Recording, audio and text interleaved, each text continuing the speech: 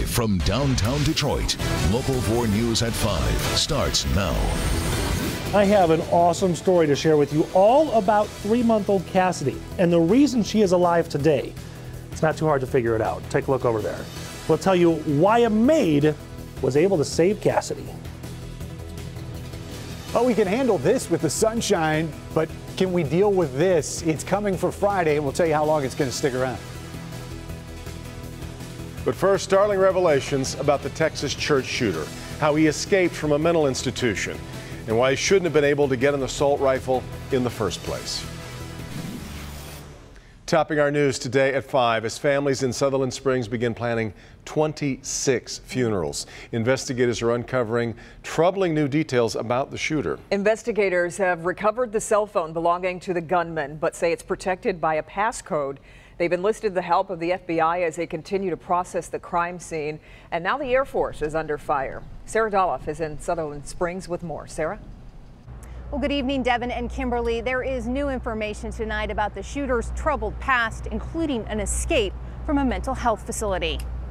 The shooting at the First Baptist Church started without warning Sunday, and to survivors, it seemed it would never end. It went on for about 10 minutes, and he stopped, and everybody thought, it's going to be okay, everybody's going to be okay, and then he started again.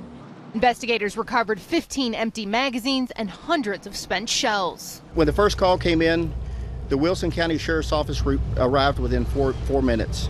I can tell you 4 minutes is a long time during an active shooter situation. 26 people were killed, including 8 members of the Holcomb family. They were a family like no other because Brian and Carla would give you the shirt off their back. Newly uncovered police documents show Kelly escaped a mental health facility months before being convicted of assaulting his first wife and infant stepson, fracturing the baby's skull. The domestic violence conviction should have made it illegal for the former Air Force service member to purchase firearms. But in a statement, the Air Force admits Kelly's court-martial was never entered into the National Criminal Database. We've taken responsibility, and we're going to find out what happened and fix it. 48 hours after the shooting, Texas investigators are forwarding the gunman's locked cell phone onto an FBI crime lab, hoping to gain access to it and any clues it may hold. All 26 victims have now been identified, officials say, and their families notified. In Sutherland Springs, Texas, Sarah Doloff, Local 4. Okay, Sarah, and ahead on Local 4 News at 6, a local man and his family returns from vacation in Texas and make a stunning realization. Pretty shocking to know that you encountered the guy. He was not normal. It was very weird. New at 6, Local 4 exclusive story here. This father of 2 talks about his family's chance encounter with the Texas church shooter just days before the massacre. The tragedy in Texas has reignited the debate over gun control in Lansing, specifically whether CPL holders should be permitted to carry guns inside schools and churches. The issue came up years ago after Sandy Hook and now being discussed again. Steve Garagiola is live in Lansing, and Steve, Senate Republicans behind this conversation right now. Yeah, and it's on a fast track moving through the legislature here. It was before the Government Operations Committee today. The committee room was jam-packed with people, and as you might expect, there are very strong feelings on both sides of the question. Senate Bills 584 and 586 together would allow gun owners with a concealed carry permit to carry their weapons inside Michigan schools, daycare centers, college classrooms and dormitories, sports arenas, bars, and other locations now designated gun-free zones. No, we're not pleased, and we don't think Michiganders are going to be pleased either, because leaving this, you have to think, who in the world is in favor of this legislation? Supporters of the bill argue that in an active shooter situation like we saw in Texas this past weekend, citizens cannot depend on law enforcement for protection. It takes 4 to 10 minutes for law enforcement to arrive. Most active shooter scenarios are over in 2. By the time they arrive, it's over. The idea of having somebody else there that can respond immediately means lives are saved. One issue critics point to is the minimum level of training required under these bills. Republican Senate Majority Leader Arlen Meekhoff says it's more than adequate. It's 4 hours additional beyond the CPL, which is already 8, and range time. I find it irresponsible because we're considering people with 16 hours of training capable of defending people in crowded public places with people running from place to place. The committee listened to public comment for about an hour this afternoon and then voted by a vote of 3-2. Both those bills now pass on to the full Senate, and because it's on a fast track, the Senate is expected to vote on it tomorrow. Kimberly, Devin, back to you. Now, Steve, we had a bill similar to this back in 2012, and Governor Snyder vetoed it then. So what's the guess here on what would happen this time around? Yeah, well, I guess there really is no guess. The governor's office has said the governor will wait to see what the final version of the bill is that lands on his desk, if it does land on his desk, and then he will review it and make a decision then. All right, Steve Garagiola in Lansing. Developing out of Detroit tonight, the hunt continues for a woman sought in the deadly robbery of an auto parts store. Police are urging Ebony McEwen Ross to turn herself in. She's the second woman wanted in connection to the crime. The suspected shooter, Shantae Anderson, was arrested last night. Police Chief James Craig held a press conference this afternoon where we heard from the victim's family. And I'm so just thank you, Jesus, thank you, Jesus, thank you, Jesus, that they got him. That's all I wanted them was to get him. A man has also been arrested for being an accessory after the fact. He's suspected of harboring the suspects. Take one more look here at Ebony McEwen Ross. If you know where she is, call police. All right, well, the polls close in this off-year election later tonight, and it's been a busy day around Metro Detroit with voters deciding lots of issues and choosing leaders. Of course, one of the biggest races on the ballot, Detroit Mayor. Rod Maloney live tonight in Detroit with a look at how the day has unfolded so far. Rod?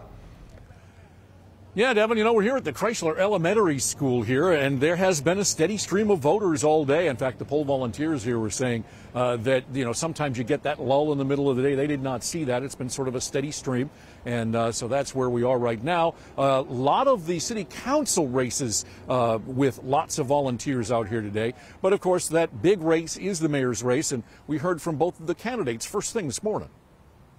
There's no mistaking Detroit mayoral challenger State Senator Coleman A. Young II. He showed up at his polling place, the Butzel Family Recreation Center in Courchevel. He was there bright and early, wearing a black suit, flashy shirt and tie combo, a top hat, and eyeglasses, reminiscent of his late father, Coleman A. Young.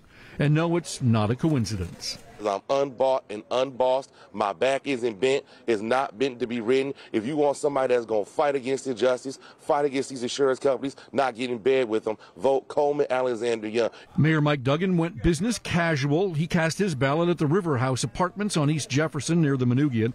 He said upon leaving that he did all he could and all he knew to get reelected. A lot of jobs coming back, a lot of people being hired, and I think we can get the recovery of downtown and midtown and spread it through the neighborhoods the next 4 years. And that's what I'm going to try and do.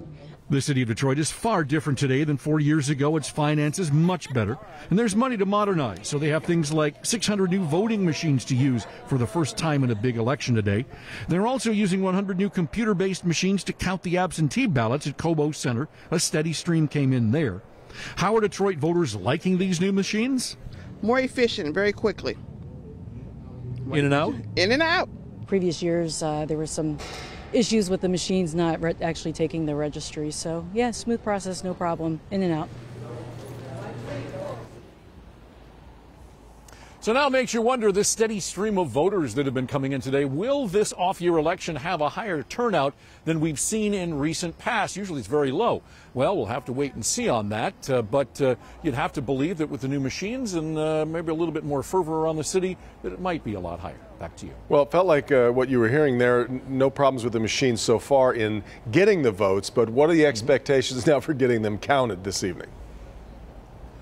Right. We did hear about a couple of machines getting traded out first thing this morning, but nothing major, certainly, Devin. And I talked to Janice Winfrey about this, and she told me that she thought that much like the last time they got used in the most recent election, the off year election, that in the primaries, that they got the votes in by 10:30, and she thinks they can do that again tonight. So we'll have to see. If that's the case, it'll be ready for the 11th, which is kind of nice for you. Yeah, it would be fine with us. And of course, she's a part of one of the races that we're watching today here for city clerk as well. All right, Rod.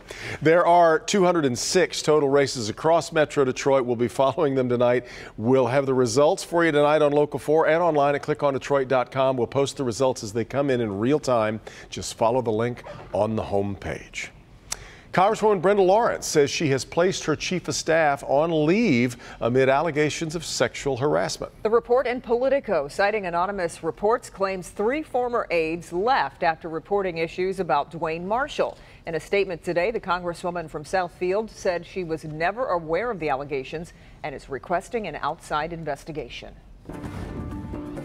Well, the winter chill is about to settle in. Come tomorrow morning, you're going to feel it. Yeah, let's get over to Ben, and you're chalking a big chill that's headed this way, Ben. Yeah, and tomorrow really is just the start. We've got even colder numbers as we get towards the end of the work week. So we're in the mid-40s. It is below average for this time of year, but it's the best we've got going forward, that's for sure. You can see what's coming. 24 Duluth, 30 in Marquette. That's probably what we're going to see in some of the afternoon numbers as we finish out the work week. So the weather story, at least for the next few days, will be even colder tonight. We'll look at those lows in just a few minutes. Snowflakes could be around in spots by Thursday, but it's Friday that'll get your attention. Teens to start us out, and we'll see where we recover, if we do at all, coming up in a few minutes, guys.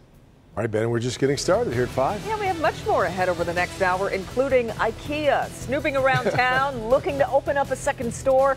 We'll show you where they're zeroing in. And Apple's annoying new glitch, why you can't type the letter I right now, and how you can quickly fix it. And it was just inches from tragedy. New tonight will show you just how close an out-of-control driver came from running into a sleeping baby. I'm Nick Monticelli. Well, this isn't Nick Monticelli. This is Cassidy. I am Nick Monticelli, and I've got an awesome story to tell you about why Cassidy is alive. She almost didn't make it. Who saved her? I'll give you one hint. That story coming up. Tonight. New at 6. Well, she's been fighting everyone from the county executive to her own employees in court. And now Karen Spranger wants some help. Her very expensive request coming up new at 6. Also, maybe we should rename them Southeast Michigan geese. The population of Canada geese here has exploded, and it is causing quite a mess. That story's coming up at 6 o'clock, too. Well, it's not often that we get to tell you about good things happening in people's lives, but this is an exception. One person thanking another for the ultimate gift, saving someone's life. But as Nick Monticelli reports from Pittsfield Township, the good news came as a surprise. Anybody wondering what we're doing here? Many companies have team meetings before they get their days started. Molly Maid is no different.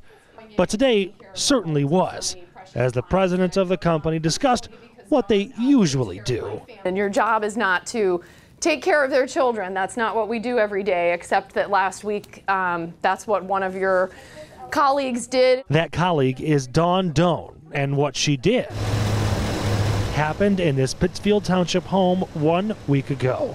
Tracy Rumfeld's daughter, Cassidy, was just waking up.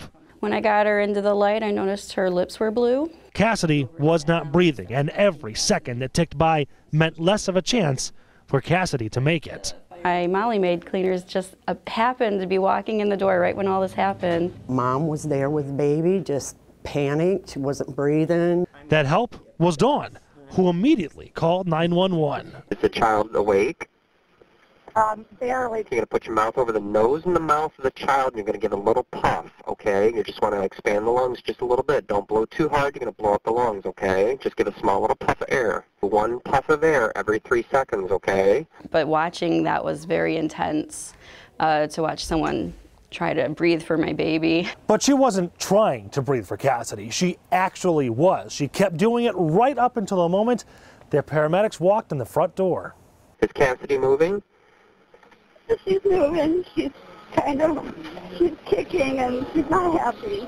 Okay, well, that's good. I was looking, and she already had some color back in her, and so I was very hopeful. And that hope And Tracy's here with Cassidy. became reality this morning as Dawn realized Cassidy is just fine. Pretty awesome. I mean, I'm glad she's okay. 1, 2, 3. Love to hold her under these circumstances. So that is what this meeting was all about. A very public thank you and a little more. We know you are having a challenge with your car, and we wanted to make sure that we could give you something toward that. So we put $1,000 in here to take care of you. Yeah, I thought she was gonna die in my arms, but thank God he sent me some angels. In Pittsfield Township, Nick Monticelli. Oh, bless you. Local 4. Bless you. After going to the hospital, doctors think Cassidy swallowed phlegm, which blocked her airway, making that CPR crucial to saving her life. Also, they're giving credit to the dispatcher, Eric Youngblood from Huron Valley Ambulance, who stayed calm and collected, and another reason Cassidy is alive today. He was very calm on that call. You Yeah, could hear yeah, him you talking could tell. about giving a little puff. Yeah, that's Knew great. exactly what to say. Yeah, nice stuff. Great story, Nick.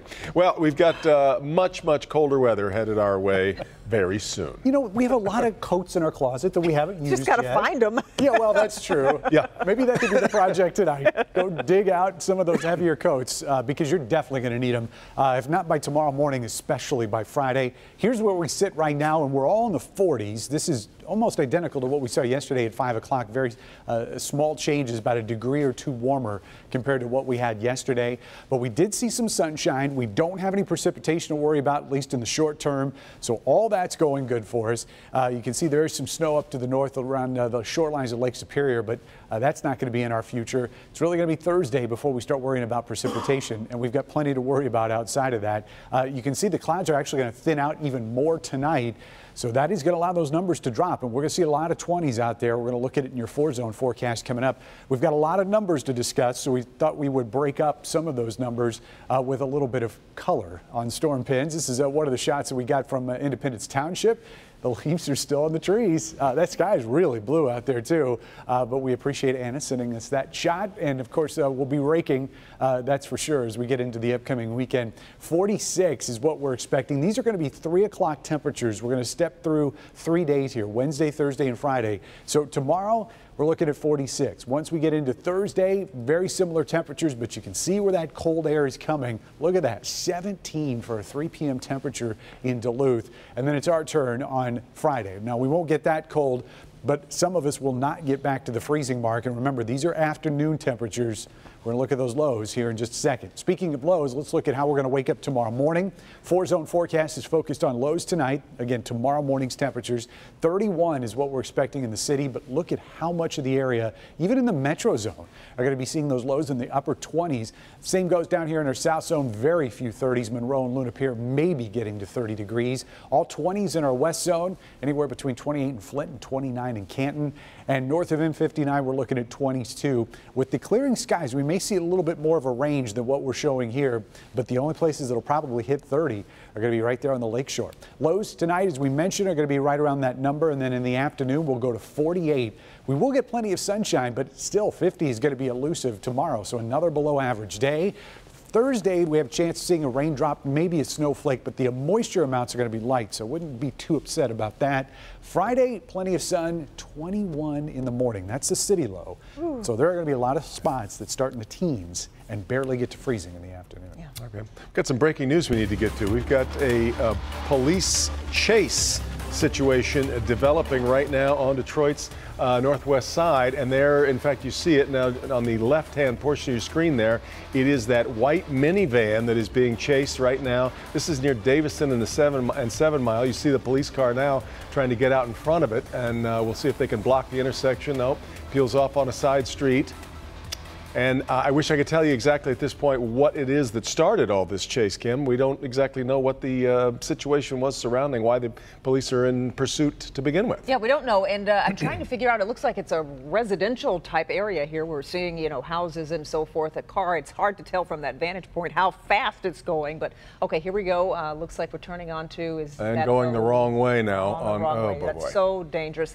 That's like Woodward. That's Woodward. Yeah, Woodward in the wrong direction this time of day. Not good. You can see cars pulling off there on to the side. Fortunately, we've got traffic held up at a stoplight up there, and now moving off on the side. That's right at McNichols is where we're seeing there.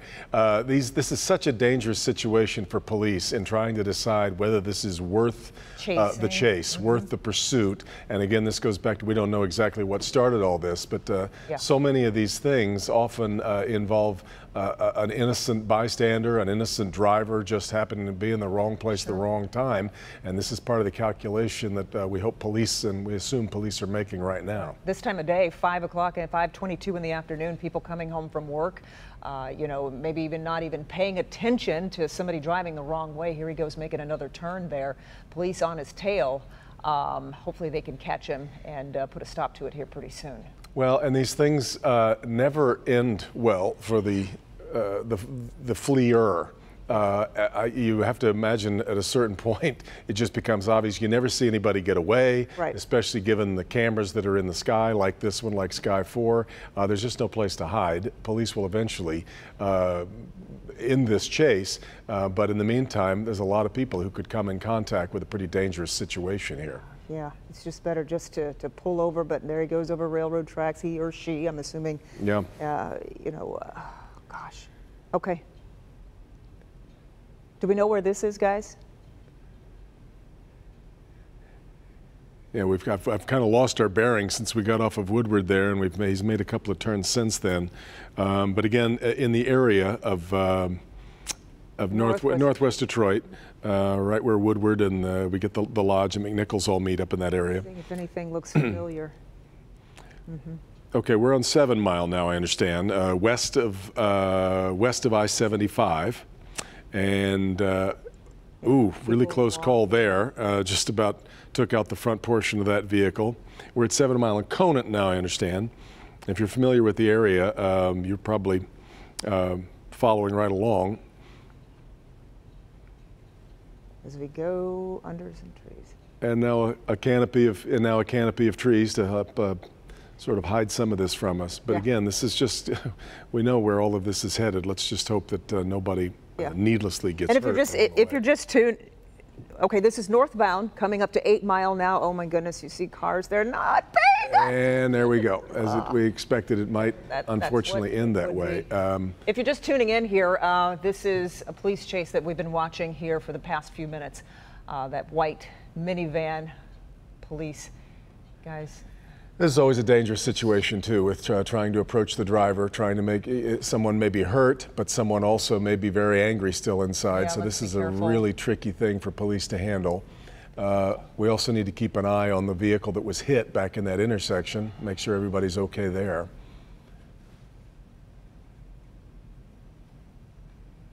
Yeah, so this all started just, we've been following here for the last, 5 minutes or so. Police chasing this white minivan. We don't know why this all came about, but we've watched it here go all around Northwest Detroit. Started 7 Mile and Davidson area, and we are now, looks like we've got a guy on the ground now, they're telling us. So they've got him in custody. Oh, and there he is. Somebody on the passenger side as well. Yeah, there may have been more than one person in the vehicle then. I think we've got 2 people down at the moment. And then hopefully, as I mentioned, that vehicle that was struck, there you can see the bottom of the legs and the shoes of the person who it looked like was the driver. But we did have that vehicle that was back there that was struck. In fact, you see some of the debris in the street behind them. But this really is, never turns out. Really difficult conundrum for the police.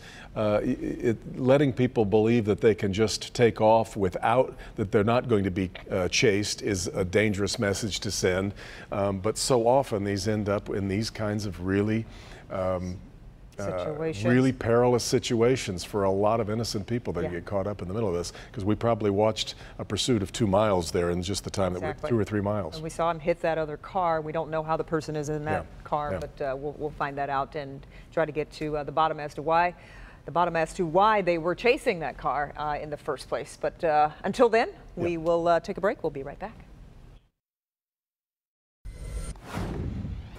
Among the stories that we're following from across Michigan tonight, including a story in Lindsay Township. That's where a young family is recovering from a Sunday morning shock when a car veered off a road and smashed into their house, hitting a wall where a mother and father and a baby boy were sleeping. Elizabeth Krause ran to baby Gabriel's crib. I picked him up and he had glass in his hair and dirt and all kinds of, but I brushed him off and felt him all over and he was fine. He was just fine. Elizabeth then looked out the window, saw the car that hit the house was backing up, and that car sped off. They didn't get a look at the driver. Police are looking for the person behind the wheel. Next wheel. Could Metro Detroit's next IKEA store be headed to Macomb County? Reports say it may be happening and happening soon. So if you're wondering what kind of impact a single store can have on just one community, oh, just look at what happened in Canton back in 2006. I believe that's already been over 10 years ago. That's when IKEA opened up there, and people have been coming in waves ever since. Now there's word the Swedish furniture Goliath has its eye on Macomb County. Business editor Rob Maloney has a look. Rob? Well, Devin, you know, in the age of Amazon, IKEA is unique in that people will still drive an hour, hour and a half, 2 hours to go there and buy whatever it is that they need to get, maybe even some pastry. But here's the thing. You only have one store. You can't have everybody driving 2 hours, and they want to fix that right away. It's not hard to find an IKEA shopper. In downtown Mount Clemens today, Teresa Mahan admitted while watching her children play to being an IKEA lover and frequent shopper. A lot. Furniture, accessories, towels, kids' toys, stuffed animals, everything. Macomb County's morphing into a vast shopper's paradise. Its unique offerings include LL Bean, Cabela's, and 100 stores you didn't know you couldn't live without. IKEA's lone Canton store is bothersome to Teresa because of the location. Macomb County Executive Mark Hackel admits IKEA is kicking the county's tires. There's an interest, we understand, on behalf of IKEA to be part of what's going on right now. Yeah. And with that being said, we're excited. We're hopeful it comes to Macomb County. I'm excited they're talking about a new center somehow on the east side. And we're going to engage them once they're ready for that, I guess, part of the process. But where on the east side is the question? Will they like the old Gibraltar Trade Center spot that's now vacant, or that vacant land next to Cabela's? They're both great locations. We're talking about the international connection with the Blue Water Bridge, and obviously the Canadian counterparts having access to this. I'd be very happy. I'd be there. I'd be there. Maybe too often that I'd like, but I'd definitely be there. Okay. Well, so IKEA's not talking about it, as you would expect. It's very, very early in the process, but I think we can expect to see a groundbreaking here before too long, perhaps by spring. Reporting live, Rod Maloney, Local 4. All right, thank you, Rod.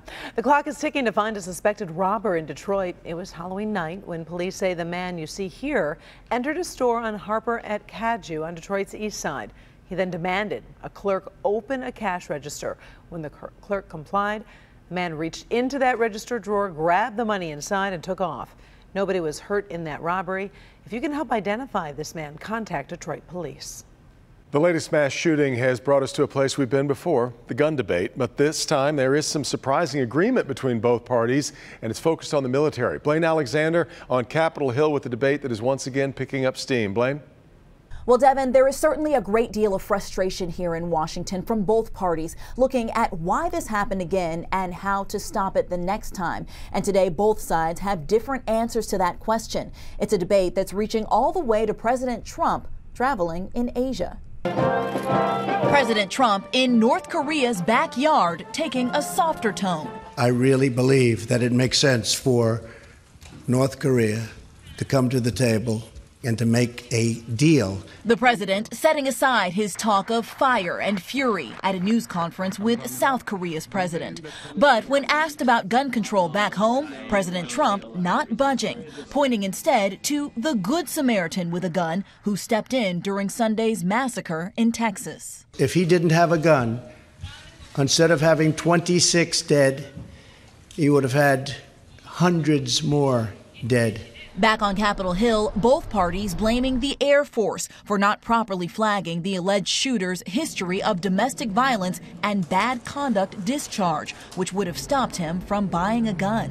What happened? What happened? Why something like this could take place? 26 wonderful people might be alive today if the law had been followed by the United States military. Second Amendment supporters arguing enforce existing laws and offering words of comfort. I first want to express my deep sorrow for the people of Sutherland Springs. We're grieving with them and that we're praying for their community. I know what they're going through, and I know how important the power of prayer is. But critics demanding lawmakers move beyond words to action. And today, Republican Texas Senator John Cornyn called for both parties to support a bill that would improve background checks and make sure the military is uploading the correct information. In Washington, Blaine Alexander, Local 4. All right, Blaine, now to good health. We've given you the green light on this before. Tonight, a yellow light. You might want to pause before pouring yourself a glass of wine with dinner. Especially after hearing the latest advice from an influential group of cancer experts. Dr. Mark George is here with that. Well, Karen and Devin, you know, cigarettes and sunburns, of course, we know that those are linked to cancer. But a recent survey found 70% of Americans are actually unaware of another cancer risk factor, and that is alcohol. The size of that risk is modest, but real.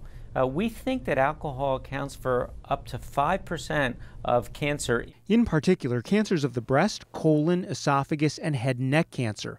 Now, the kind of drink does not appear to matter, and experts say a beer or glass of wine here and there is highly unlikely to cause harm. The more you drink, the higher your risk, leading the American Society of Clinical Oncology to recommend cutting back on alcohol. If you don't drink, there's no reason to start. If you do drink, there's no reason to increase. And if you want to cut back, that's always better. The American Cancer Society suggests people limit alcohol intake to 1 drink a day for women, 2 for men. Now, the survey found only 38% of us are actually limiting alcohol as a way to cut cancer risks. And incidentally, the same survey also found 14% of Americans incorrectly identified cell phone use and 8% incorrectly identified caffeine as significant risks for cancer. So you can use your phone and drink some coffee and you will be safe. Well, that's good to know. We are still of the belief, though, that particularly red wine is heart healthy, right? So it's yes. It's a balancing thing. Exactly. It is a balance, and it's really about avoiding excess. Yeah. That's the key. The key. All right. Thank you, Doc. Well, the public has returned a record number of potentially dangerous prescription drugs. It was all part of the Drug Enforcement Administration's 14th annual Prescription Drug Take Back Day. More than 912,000 pounds of potentially dangerous prescription drugs were collected. This brings the total amount of prescription drugs collected by the DEA since the fall of 2010 to more than 9 million pounds. It's an iPhone glitch irritating so many people. You're texting, you're typing up an email, but when you type the letter I, apparently, you're getting something totally different. I've been struggling with this. It's a weird little thing. Our consumer investigator, Hank Winchester, explains the glitch and the easy way to fix it. Hank? If you have your iPhone, grab it, because we're going to take you step by step to work out this glitch with the new iOS update. If not, don't worry. We'll put all the information on our website, clickondetroit.com. Say you're trying to send an email or a text to a friend, and you're trying to send off the letter I. Well, unfortunately, it's changing it because of the update, either to an exclamation point or an A with a question mark in a box. So what do you do to fix it? You go to the Settings tab here on the home page. You go to the General box. From there, you make your way to the keyboard. From the keyboard, you hit Text Replacement. This is where the change is going to come in. From that point, you hit this little plus sign in the right-hand corner of the phone, and here's the text replacement. Phrase, you're going to enter in uppercase I, in the shortcut, a lowercase I. That should fix the glitch in the meantime. Again, I know that was a lot of information. We went quickly. We'll take you step by step through it on the Help Me Hank page at clickondetroit.com. Back to you. I just followed along as easy, and it worked. There you go. Thank you, Hank. Help me, Hank. That wasn't a deal. Trip to the gas station turns into chaos. Yeah, new tonight, what this woman did that caused her to go flying across the parking lot. But first, how a group of young students are making a big sacrifice to help the youngest generation. Big picture, this is a way to serve your country in a way that's different than the military or going overseas. How something called City Year is changing lives. Next. New at 6. A local man returns from vacation to a shocking realization. I mean, it hits you at the core for sure, to know that you encountered this individual. That individual, the Texas church shooter. 3 days before, he took 26 lives. We were the only one at the resort. There was nobody, no cars, nobody was there. Just us and him. The 4 of us and him. New at 6, this father of 2 describes his family's creepy encounter with a very dangerous man. That's at 6. Now here at 5:30, there's something very special going on in about a half dozen Detroit schools. It is called City Year, and it is connecting young adults who are willing to give a year of their life to help teach in the school with students who really need the help and guidance. The results are remarkable. Take a look. What's going on at Burns Elementary and Middle School on Detroit's west side? Force is A. Is getting a lot of attention. There you go. You're looking at City Year AmeriCorps members inside the classroom helping students. Well, one thing that City Year has done has really helped with the culture and climate of the school. So what is City Year?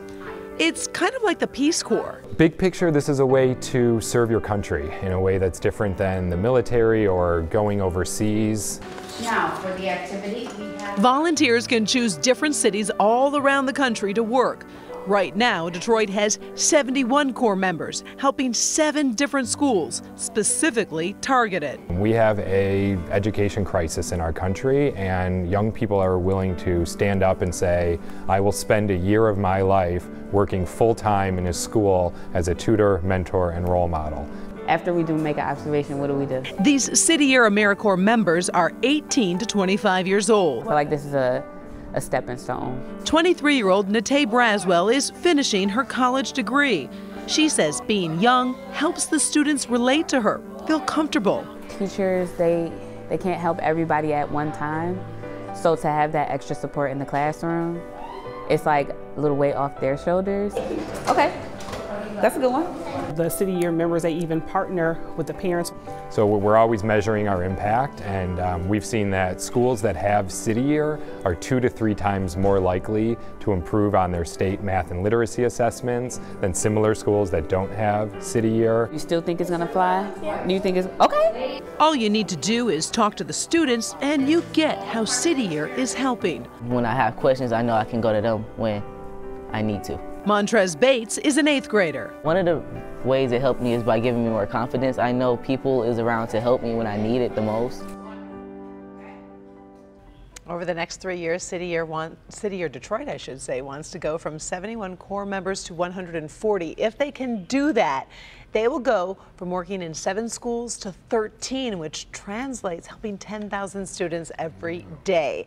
After a year of service, by the way, City Year Corps members get a $6,000 grant towards their education. It really is a cool program. I did post more information on clickondetroit.com. It really is great. It's I mean, that year of service. A secret just to a lot of people, but really a great program. It really was just cool being in that school and really talking to these kids because they could relate to them. Yeah, nice.